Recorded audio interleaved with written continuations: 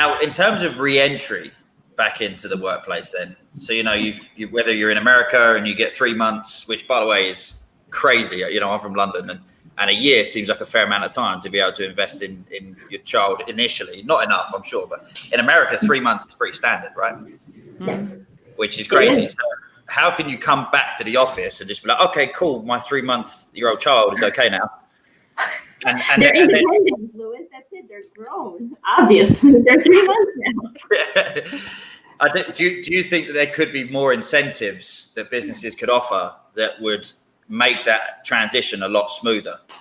And if so, have you got any examples of or bad examples, good examples or bad examples of what you might have seen? Hold on. How long have we got? I'm waiting in anticipation. Go ahead, Brandy. Go ahead. It's the popcorn meme with the deer, right? That's what it feels like. Go on. I mean, there's a lot of bad examples. You spend 15 minutes on any mother app and you're going to see it. I was fortunate to have an org when I was pregnant that had female leadership in like the HR department and everything. But even at a place that was what I would call like pretty progressive about maternity leave, tactically it was a bit of a mess. And I loved that org, but the exit and reentry was clumsy and poorly handled and not communicated very well. I was like, having to call like insurance places or, hey, did we get that coverage? Or for FMLA, is it this? And then like spending 2 to 3 hours on the phone with an insurance agent while you're having like a contraction. Not what I'd call ideal. So when I think about like logical enablement that could be like, actionable and takeaway, I would say I agree with the idea of the male leadership, but then also there would have to be a dedicated, like almost like one person who is the one singular point of contact in that org for exit and reentry. Their one job for that time and space is to, and this could be, I know they're going to be like, not that many people are pregnant, so we can't have a full-time employee. That headcount's crazy. It could also be for people who have medical exit leaves. I mean, if you've got an org of a decent size, or even if it's a small like S&B mid-market, you could still have one dedicated person who truly is the quarterback for that.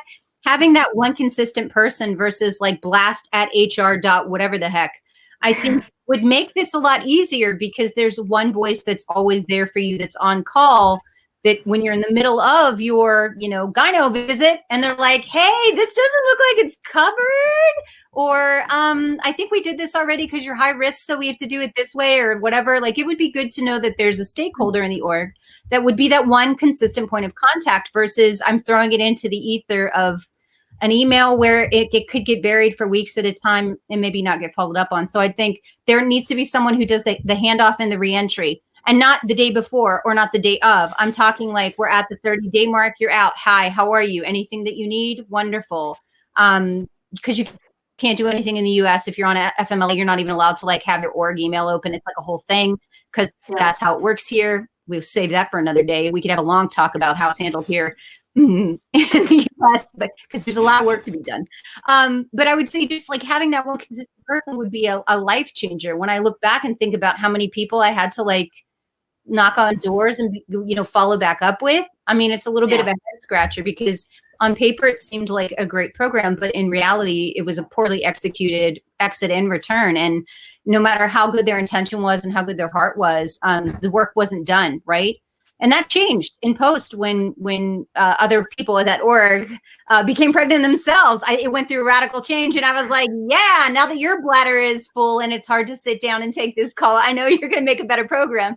And they did, but not all orgs are like that. So like having a stakeholder for exit, 30-day, 60-day, 90-day, you are at the 2-week mark to return. Do you have XYZ? Do you need anything? You are at the 7-day week to return, blah, blah, blah. 48 hours, 24 hours, live first day, anything that you need, blah, blah, blah. So it's just like, imagine it's a campaign. Like treat it like a campaign. 30 days out, nurture, nurture, nurture. You've got 2 weeks, you've got 7 days, you've got 48 hours, 24 hours, live first day, 72 hour after check-in, and then close the stream. Like that seems logical to me and completely actionable. Randy, you should build like a toolkit. I was going to say, so there's a business here. There's completely a business here, Brandy. Hit me up with that angel funding. You're ready to go to market. You're good. it just seems so logical, but I wouldn't have known that before I was a mother. I would have been like, I don't know, cool. It's like a vacation, right? You get to like chill with your baby. It's so cute. Are you like taking pictures with it and stuff? And then afterwards, I'm like, this is a train wreck. I've lost brain matter. If you run moms through MRIs, right, in your skin, we lose brain matter. Our brain matter decreases sometimes by double digits. You have to help us, okay? We don't remember. Like, there needs to be a quarterback who can help us. And I think that's completely low cost and extremely attainable as an actionable item for an org. Absolutely. What about yourself, Kate or Gigi? Anything else that you think would be super helpful, when it comes to re-entry? Maybe kind of incentives. We as a business offer, I mean, it's not necessarily a quarterback, but we do try and incentivize women who have come back from maternity. I think it's like £5,000 or something if you stay for 6 months. That, we'll give you some flexibility for the first 6 months. We want to reward you for loyalty to the business. We know you're having a tough time. You might not have made it because we're a sales company, right? You might not have made as much money over the last 6 months. So there's a bonus. So little things like that. Have you seen anything similar? I actually have a question on that. So I think, Brandy, you mentioned that some people will say, oh, you've been on vacation or you're going on vacation. Good for you. And I've gotten those comments mainly from male colleagues, right? Because they're like, oh, how are you being promoted? Weren't you on vacation for like 4 or 6 months? What were you doing? How did you deserve How did you deserve this? Like, what did you do? And I'm like, yes, I was on vacation. But I think there is a sense of kind of jealousy, I guess, from other colleagues where you've been on your vacation. And honestly, for women who haven't had babies, they might think the same thing. They're like, oh, she's just chilling for a few months. I didn't know either. I mean, I have a lot of siblings and nieces and nephews, so I kind of have a sense that it's not all, rainbows and butterflies. When you have kids, there are complications. There are a lot of stuff that can happen. But I think, Louis, you mentioned that $5,000. I can already see the men saying, what about me? I deserve it too. I've done a great job and I've actually been here. So how do you address that? I'm just curious. If I'm honest, we haven't had too much pushback from it because the argument is well, you've had the last year and 6 months to make that money. I think we've been lucky in that sense. We haven't had too much pushback, but I can see why that could potentially be a problem.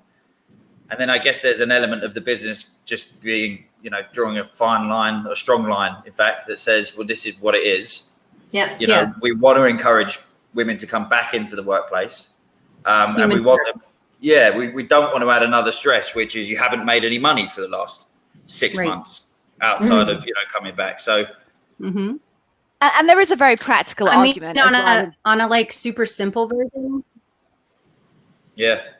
No, but I was going to say there's quite a commercial argument to be had there, which can relatively quickly close down any debate like that, which is effectively these women, particularly in the UK, you're paid 90% of your, or whatever it is, of your salary for the first 6 weeks odd, and then there's statutory pay that comes rest time, etc. So your company's paying out for your services, although you're on vacation.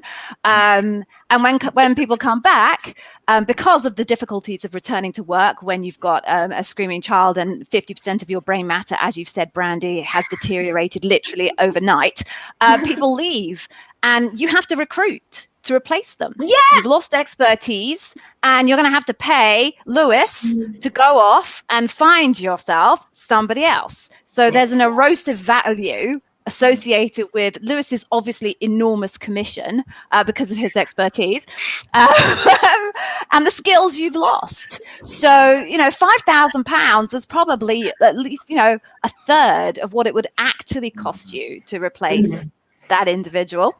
So the ramp up time. That's talking about sales. That's just in sales, by the way. If you actually factor that into data, losing a good data scientist, male or female, is very expensive. Rehiring, the time to hire, the fact that they take 6 to 12 months to actually start returning some investment.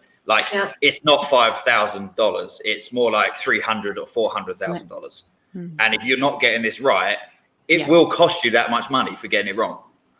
Yeah,